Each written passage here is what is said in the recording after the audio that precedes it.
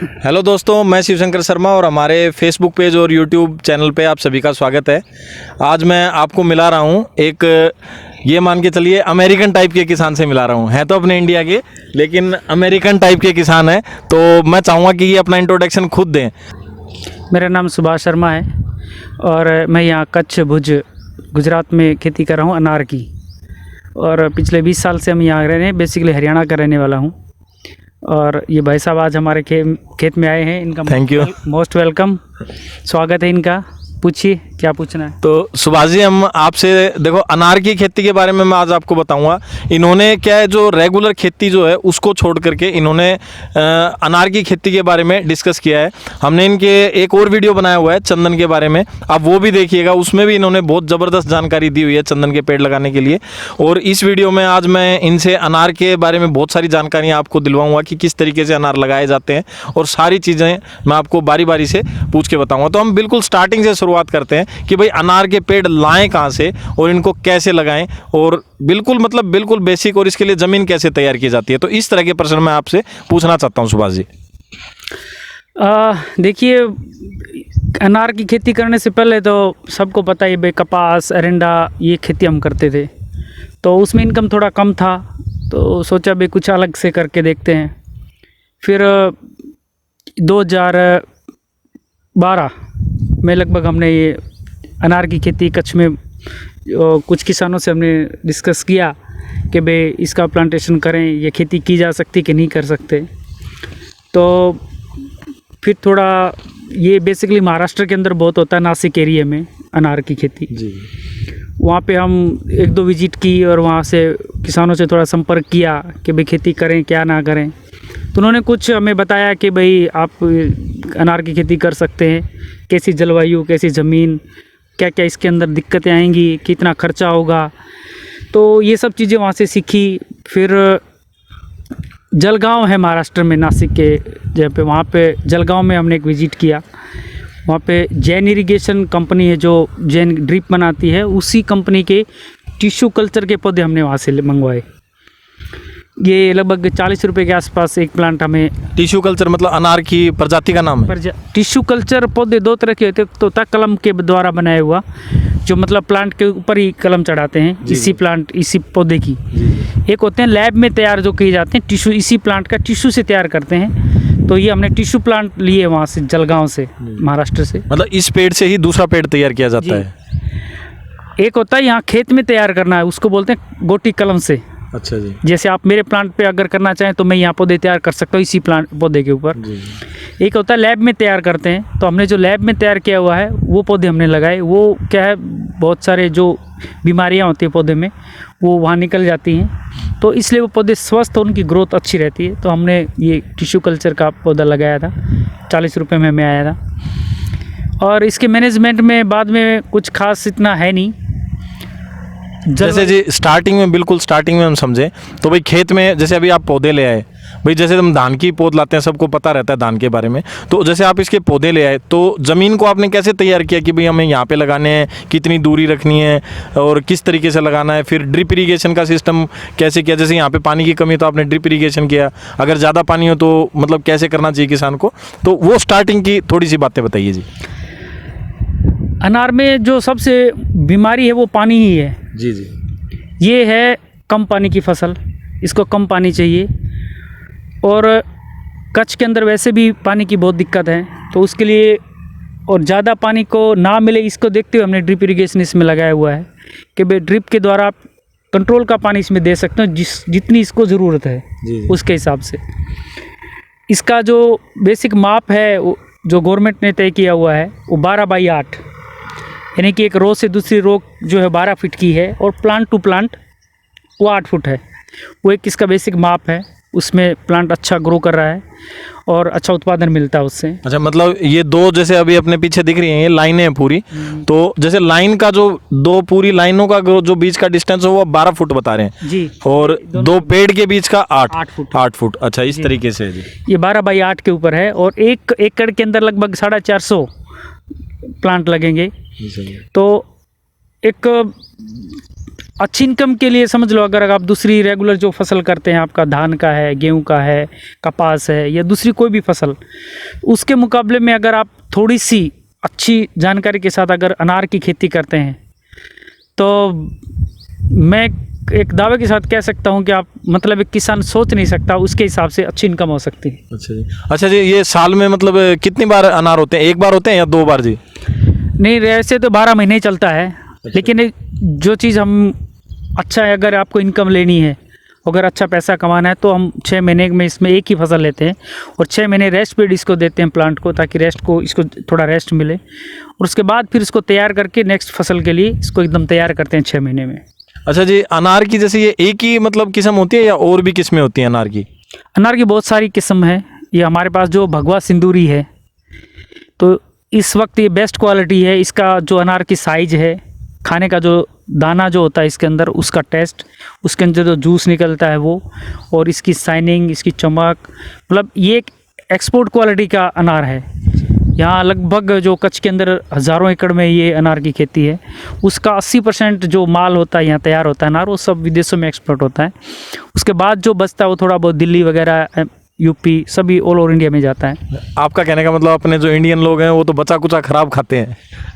कह सकते हो आप ऐसा, लेकिन कई बार क्या होता है कि भाई अच्छी क्वालिटी का अनार है, वो मोस्टली एक्सपोर्ट ही होता है, बाहर ही जाता है सब। अच्छा, ज़्यादा दूसरे विदेशों में जाता है। जी। अच्छा जी, इसका लगभग रेट क्या मिलता है आपको? रेट सीजन वाइज अलग अलग है।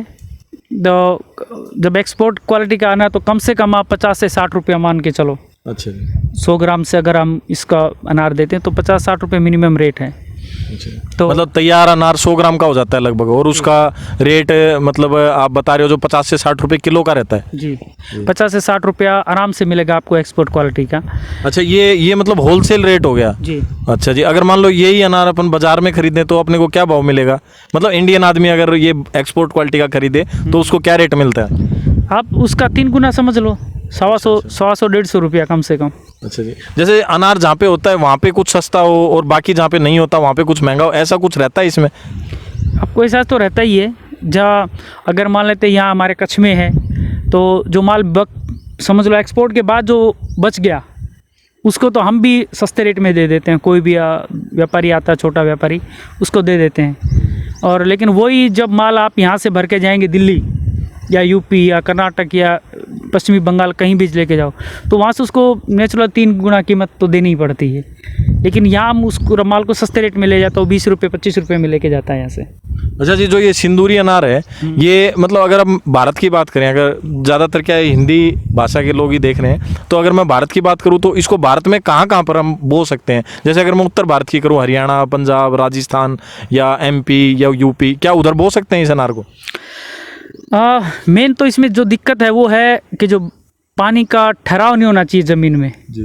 ये आप देख रहे हो कि इसमें जो हमने बेड बनाए हैं, ये बेड इसीलिए बनाए हुए हैं कि भाई जब बारिश गिरती है तो इसकी जो रूट्स के अंदर बारिश का पानी नहीं जाना चाहिए। जो पानी गिरे वो बाहर निकल जाता है। देखिए, आप देखो पूरी जो लाइन बनी हुई है, जितना भी पानी, बीच की लाइन जो है ये थोड़ी गहरी है और पेड़ जो है थोड़े ऊंचे हैं। हाँ, मतलब पानी रुकना नहीं चाहिए पेड़ों की जड़ों में। जहाँ पानी रुकेगा नहीं और बारिश जहाँ कम होगी उस एरिया में ये बेस्ट होगा। अच्छा, जहाँ पे लगातार बारिश होगी या ठंड ज़्यादा होगी वहाँ पे मुश्किल है, क्योंकि ओस वगैरह पड़ती है तो वो दिक्कत करती है, उसमें धुंध जो होती है उससे।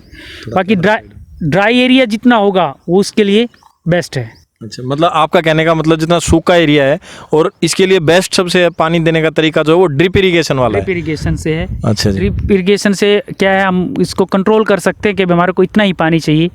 तो आप देख पाओगे तो उसमें जो इसके अंदर ड्रिपर लगे हुए हैं जी, तो एक ड्रिपर समझ लो 8 लीटर पर आवर्स का है। अच्छा, तो 8 लीटर पानी 1 घंटे में देता है पेड़ जी। एक ड्रिपर 8 घंटे में देता है। तो इसी हिसाब से हमें 2-2 3-3 ड्रिपर लगाए हुए हैं एक पौधे में। तो जो फ्लड में पानी देते हैं वो कहीं ज़्यादा आएगा, कहीं कम होगा, और ज़्यादा आने की वजह से इसमें सब बीमारियां पैदा होती हैं। तो इसलिए जहाँ बारिश में जहाँ पानी का भराव होता है, ऐसे खेत में इसकी खेती सक्सेस नहीं होगी। तो जी, इसका जब स्टार्टिंग में जब हम पौधे लगा देंगे, तो जब छोटे पौधे हैं तो स्टार्टिंग में क्या खतरे रहते हैं जी? स्टार्टिंग में ऐसे कुछ खतरा नहीं रहता, सिर्फ दीमक से थोड़ा बचा के रखना पड़ेगा। दीमक की ही लगती है ज़्यादा, दूसरी कोई इश्यू नहीं है इतना। अच्छा जी। हाँ, दूसरा कोई रोग नहीं आता। फंगस है वो जो मैंने चंदन की खेती में भी आपको बताया था कि किसी भी फसल के लिए पानी ही सबसे बड़ा दुश्मन है और पानी ही उसका जीवन है। तो अगर आप कंट्रोल के साथ पानी देंगे तो वो अच्छा रहेगा, उस अदरवाइज और कोई बीमारी नहीं आती इसमें। अच्छा जी, इसमें जैसे अभी खाद भी देते होंगे आप, दवाइयाँ भी देते होंगे, तो इसमें किस तरह की खाद और किस तरह की दवाइयाँ यूज़ होती हैं जी?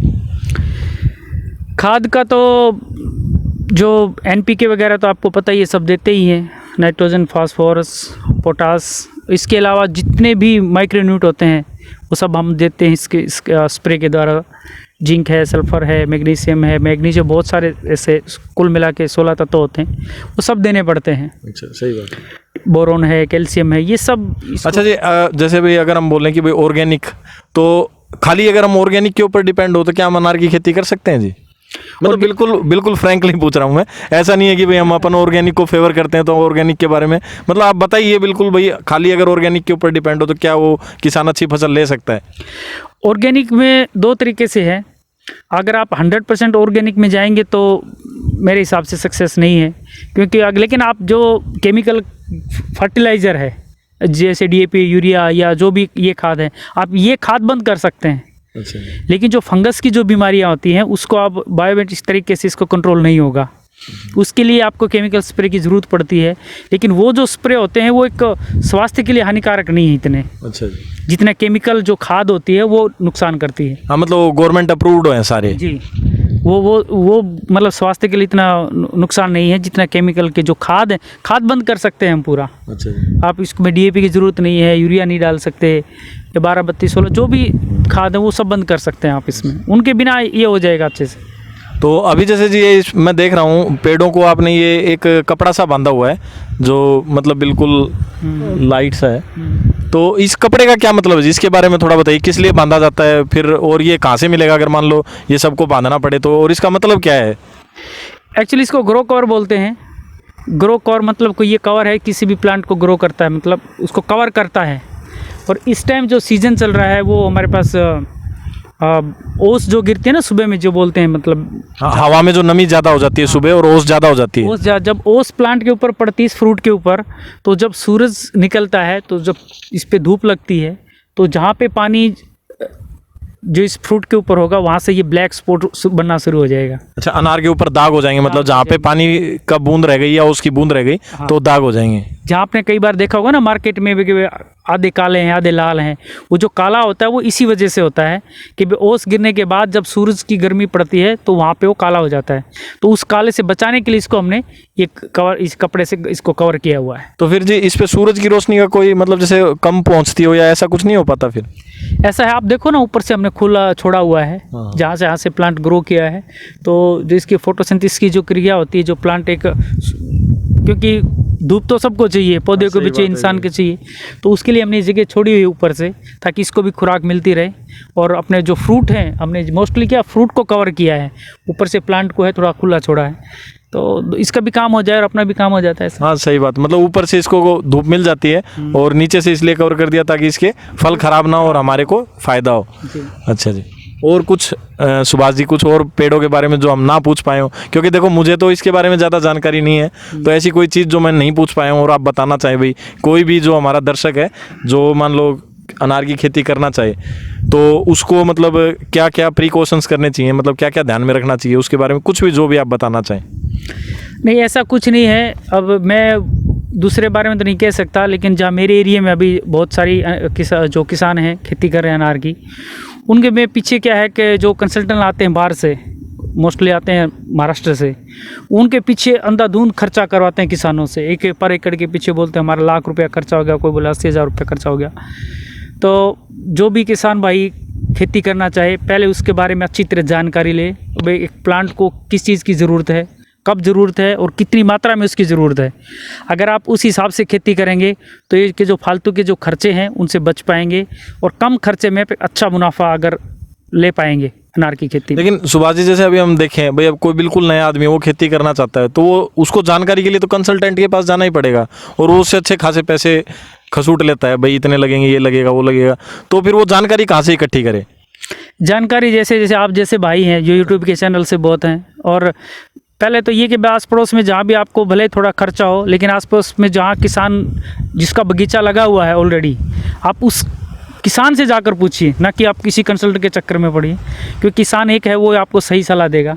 हाँ, मतलब आपका कहने का मतलब अगर कोई अनार बोना चाहता है तो वो पहले ढूंढे कि अनार मेरे आसपास कहाँ पे बो रखे जी। हैं, और वो वहाँ जाए, पर्टिकुलर विजिट करे, तो उसका कंसल्टेंट से बहुत ज़्यादा खर्चा बच जाएगा। बिल्कुल। जैसे अगर मान लो कोई दिल्ली का आदमी यहाँ पे कच्छ में आना चाहता है तो ट्रेन के थ्रू उसका खर्चा होगा 2-3 हज़ार रुपये, और वो अगर किसी कंसल्टेंट को पकड़ता है तो उसकी फीस हो गई 10-12 हज़ार रुपये, और फिर वो अलग से खर्चा करवा देगा वो अलग। फिर वो क्या कंसल्टेंट क्या होता है, हर कंपनी के वो मार्केटिंग करते हैं, एक्चुअली हम तो उनको मार्केटिंग वाला ही बोलते हैं, क्योंकि वो जो चीज़ की ज़रूरत नहीं, किसान बेचारा इतना भोला है, सही बात है। तो उसको जो ज़रूरत नहीं है कंसल्टेंट जो आता है चिट्ठी बना के दे देता है। जैसे आपने देखा होगा डॉक्टर, हाँ। वो कोई पेशेंट उसके पास आता है, मरीज वो 4-5 तरह की दवाई लिख के दे देता है, उसमें से पता नहीं कौन सी काम आएगी या ना आएगी। तो सेम इनका भी कंसल्टेंट का भी यही हाल है, चिट्ठी बना के चले जाते हैं वो दुकान वाले के पास, बोलता 20,000 का बिल हो गया, 30,000 का बिल हो गया, आप ये डालो, इसमें ये डालो, इसको ये ज़रूरत है, इसको वो ज़रूरत है, और कहाँ मिलेगी वो बता देते हैं। हाँ फलाने उस दुकान पे जाना वहीं मिलेगी, वो उनका उसमें कमीशन सेट होता है सबका। सही बात। खेती करने में कोई बुराई नहीं है, लेकिन खेती के बारे में पहले अच्छी जानकारी होनी चाहिए। हाँ, मतलब अच्छा पैसे वाला है उसके लिए कंसल्टेंट ठीक है, लेकिन अगर जो गरीब किसान है तो उनको चाहिए कि भाई वो किसान से जानकारी इकट्ठी कर ले, क्योंकि वो उसको बता भी देंगे सारी बातें। बेसिकली सिर्फ अनार के लिए नहीं, मैं तो सबको यही कहना चाहूँगा, अगर सिर्फ आप भले आप कपास करते हो, एरंडा करते हो, गेहूँ करते हो, या धान की खेती करते हो, कोई भी खेती करते हो, उसमें आपको ये पता होना चाहिए कि भाई इस प्लांट को किस चीज़ की ज़रूरत है, खेती में कितने उसको डीएपी की ज़रूरत है, कितनी उसको यूरिया की ज़रूरत है, कितने कौन से पोषक तत्व उसको चाहिए, अगर मैं ऑर्गेनिक में जाना तो कहाँ से मिलेगा, ये सब चीज़ें किसान को पता होनी चाहिए। ये नहीं देखा भाई कि इसने डाला है तो मैं भी डाल दूँ, उसने भाई मेरी धान में को यार उत्पादन कम है, फलाने आदमी ने 4 यूरिया डाली है तो मैं 2-6 डाल दूँ। ये जो सिस्टम है ना खेती में, ये ही हानिकारक है सबसे ज़्यादा। हाँ, मतलब आपका कहने का जैसे भाई अलग अलग बीमारियों का अलग अलग इलाज होता है, उसी तरीके से अलग अलग जगह पे, ज़मीन पे अलग अलग तरह की चीज़ें डालनी पड़ती हैं। ऐसा नहीं कि भाई वहाँ के किसान ने ये डाल दिया तो मैं भी यही डाल दूँ। वहाँ के किसान नहीं, मेरा कहने का मतलब अगर पड़ोस का किसान भी है, अगर पड़ोस का खेत भी है, तो उसकी जो फसल है उसको जो ज़रूरत है वो देगा। आपको ये देखना है कि भाई मेरी फसल को किस चीज़ की ज़रूरत है। सही बात है जी। मैं वो जो मेरी फसल को ज़रूरत है मैं उसको वो ही दूँ, ना कि मैं जो मेरे बाजू वाले ने अगर मान ले दूसरा कोई स्प्रे कर दिया और मैंने देखा अरे यार वो स्प्रे कर रहा, अगर उसका धान कहीं मेरे से ज़्यादा ना हो जाए या मैं पीछे ना रह जाऊँ, तो ये जो है वो गलत है। आपको ये देखना पड़ेगा कि भाई आप मेरे धान में किसी चीज़ की ज़रूरत है कि नहीं है, जो ज़रूरत आप वो डालो, जो फालतू के खर्चे उससे बचो। अच्छा जी, एक अनार का पेड़ लगभग कितनी बार फल दे देता है जी? ये टिश्यू कल्चर कम से कम 25 साल इसकी उम्र है एक बार लगाने के बाद। इसके बाद इसका प्रोडक्शन कम हो जाएगा, और अच्छी ग्रोथ के लिए समझ लो आपसे जब ये 3 से 4 साल का हो जाएगा, तो ये आप देख सकते हैं 6 साल का है तकरीबन। तो ये पिछले 3 साल से मेरे पास 28 से 30 किलो पर प्लांट उत्पादन दे रहा है। अगर मैं इस हिसाब से गिनती करता हूँ, अगर 20 किलो माल भी हमारा फ्रेश निकलता है अच्छा, तो अगर आप अंदाज़ा लगा लो 50 रुपये का रेट भी मिलता है, तो भी 1000 रुपया पर प्लांट के हिसाब से होता है, और 1 एकड़ के अंदर 450 प्लांट हैं। जी। तो इस हिसाब से अगर हम गिनती करेंगे तो 4.5 लाख रुपए पर एकड़ होता है। मतलब 4.5 लाख रुपए 1 साल की इनकम। 1 साल की इनकम है, और इसमें आप अगर बहुत ही ज़्यादा खर्चा करेंगे कंसल्टेंट के हिसाब से, तो आपसे 60 से 70 हज़ार रुपया इसमें खर्चा निकल जाएगा। मतलब 1 साल का 60,000 रुपये खर्चा, 60 से 70,000 खर्चा मान के चले, और 4 लाख इनकम, तो मतलब 3,20,000 30,000 रुपये के आसपास बचत आ जाएगी आप। अगर आप 1 लाख रुपये भी खर्चा निकालोगे तो भी आपको 3 से 3.5 लाख रुपया पर एकड़ मिनिमम है। पानी के अलावा और भी कोई खतरा है जी इसको, जैसे पक्षियों वगैरह से या किसी और चीज़ से?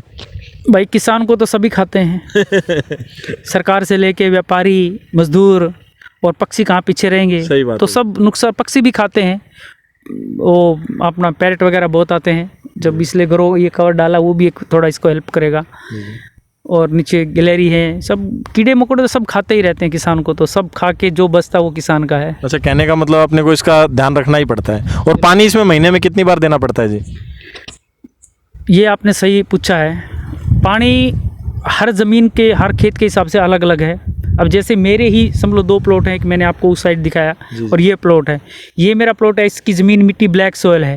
प्लॉट का मतलब जो यहाँ पे देखो, छोटा मत समझना, कई जगह प्लॉट का मतलब समझते हैं 300 गज की चीज़ है। ये बहुत बड़ा मतलब फार्म है, हम फार्म के बीच में खड़े हैं। अगर मेरे को फार्म से बाहर निकलना पड़े पैदल तो समझ लो मेरे को आधा से 1 घंटा लग जाएगा। तो फार्म प्लॉट मत समझना इसको, बहुत बड़ी जगह है। नहीं, ये मेरा समझ लो 20 एकड़ का फार्म वो है प्लॉट।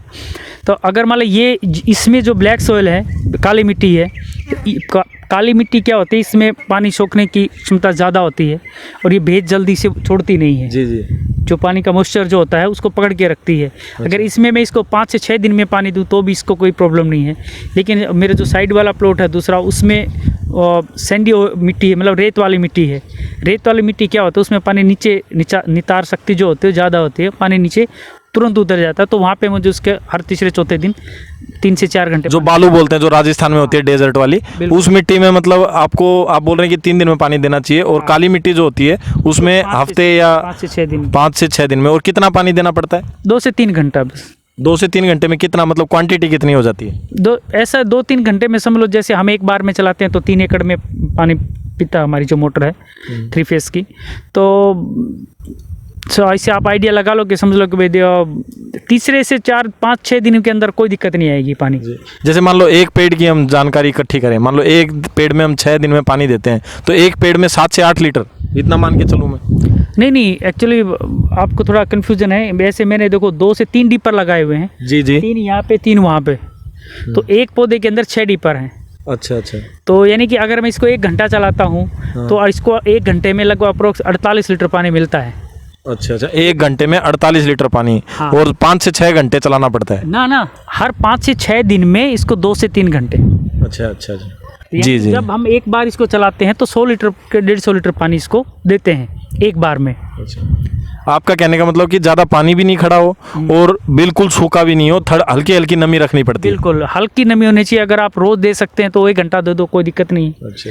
अगर हम चौथे दिन 5वें दिन पानी देते हैं तो 2 से 3 घंटे पानी देते हैं इसमें। कहने का मतलब कितना ही पानी हो, लेकिन ड्रिप इरिगेशन से नमी जितना ही पानी दिया जाए। बिल्कुल। फ्लड में इसमें कामयाब नहीं है, खुले पानी में इसकी खेती, ठीक है। इसको ड्रिप इरिगेशन ही चाहिए। अच्छा। क्योंकि पानी का कंट्रोल बहुत ज़रूरी है इसके लिए, क्योंकि इसमें जो मेन बीमारी है ना फंगस की, वो पानी से ही आएगी। ज़्यादा एक्सेस पानी होगा तो फंगस की बीमारी के बढ़ने के चांसेस रहेंगे ज़्यादा।